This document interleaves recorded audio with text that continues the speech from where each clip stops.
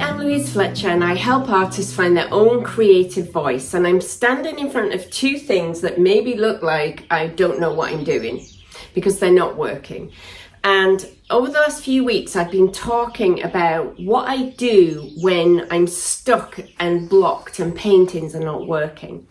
Today I want to show you something else to try. So here I have pieces on paper, nice paper, like these were intended to be paintings. I'm experimenting with some new things and they're really not working out. So one of the things I do is to take the paintings that are not working out and completely disrupt them. Just do something that's completely different than my original idea. So I'm going to do that now, bring you with me and just talk a little bit about it. So I have this painting, not at all working out, don't like the composition, don't like most of the marks, just don't like what was happening. Now it's a colour palette that I'm working with that is the same colour palette I used when I was making these collage papers. So I can use these collage papers to do something different. This is all paint and drawing. So what I'm going to do is try now to bring in something that isn't paint and drawing.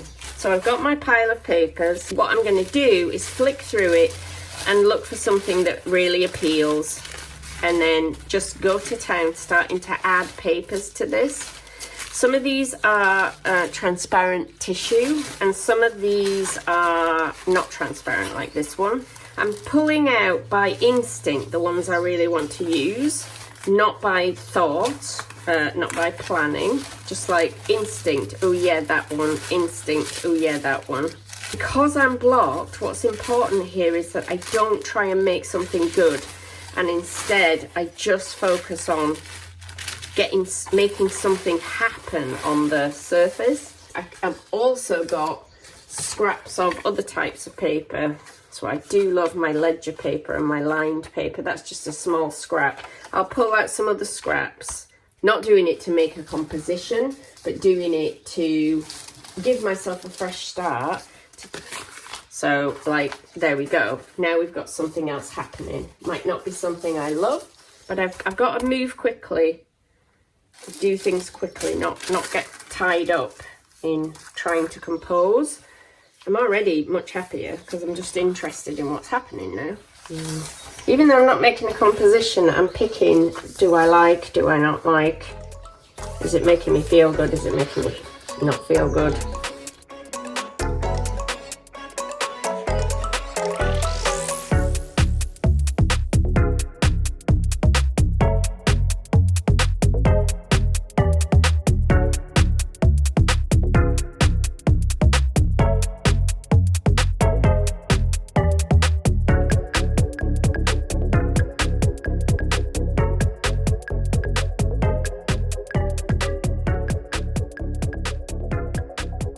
I have now fully disrupted that. There's not much left of what I was doing, but I'm still working in the same colour palette. So I can go back, get those colours out and continue now with paint.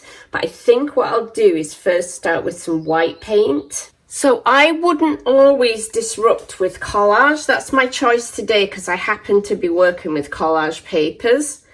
But often I would disrupt with crayons or some other way. The point is, I've got to take away my preciousness. I've got to just make it into something that just is. It's just a mess on purpose. So if I know I made a mess of it on purpose, then I don't have to feel bad or ego gets in the way, right? I want to be good. I don't want to be making rubbish. But if I deliberately set out to make something that's a bit rubbish, then I don't have to be upset about it when it turns out to be a bit rubbish. Do you see what I'm saying? A bit of white paint in here.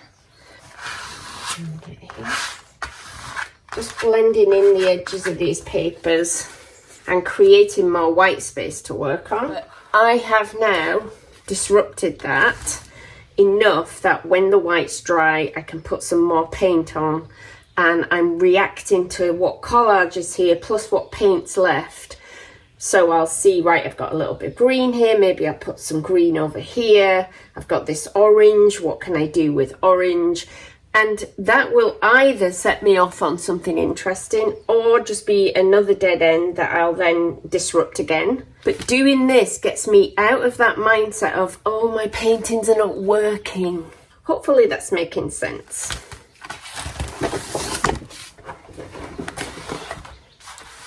Right, so let's disrupt this one. I'm going to start with a slightly different approach. So I've got this orange gel pen, which is just like a water-soluble soft crayon. Now, that doesn't look good.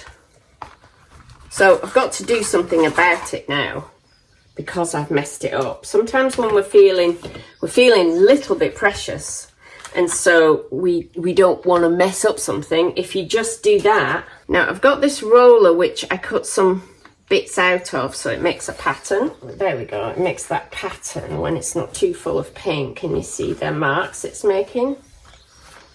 Because I had to cover that up because I didn't like it.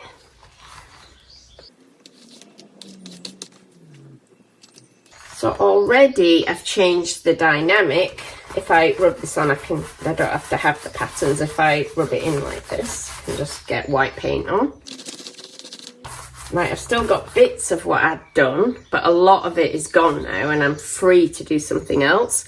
Another thing I can do is just turn it upside down, because now I'm looking at something different than I was looking at before.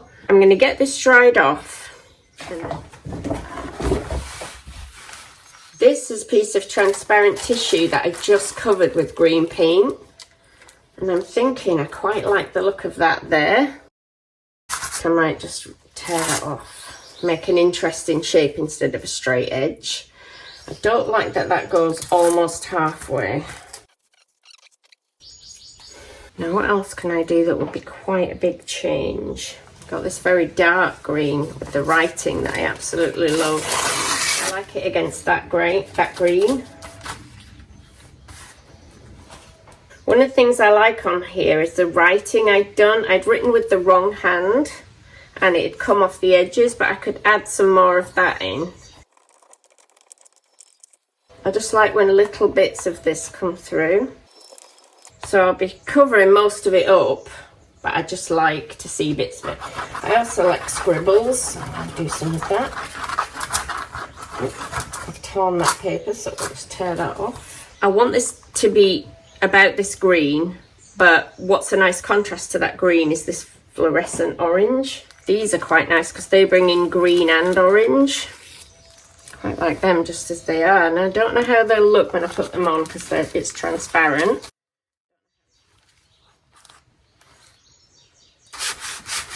And then just to soften that in, I could come back and just on the corners, just start bringing that into the white that's underneath. Right, now before I go, I want something to connect the two halves of the painting. I really love these dots. And you did want to have these on something. Now they're not all going to stay like that, but some of them will get painted out, maybe all of them. But for now, I just like them. Do you know what? I feel so much better now because I've just got rid of what was bothering me by disrupting it. I just want a little bit of orange over here just to satisfy myself because we've got orange here, orange here. I just want it over here. Done for now. So, there we are. That took me maybe half an hour to completely enliven, make those paintings come alive. They're not finished, but they were not working as they were, and they were lying around like a reminder of what I can't do. And by taking drastic action, I've done two things. I've brought them back to life and given myself something to react to, but I've also taught myself a little lesson about being less precious, about the fact that the reason I feel blocked is I don't know how to make those messes into something really great, and so I'm avoiding the whole thing.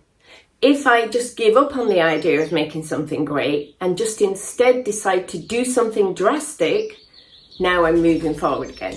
and I feel better. So if you're blocked, I hope I've helped you see that you're not actually blocked. You can paint, you can stick things down, you can make things. You just can't at the moment see your way to how to make something you like.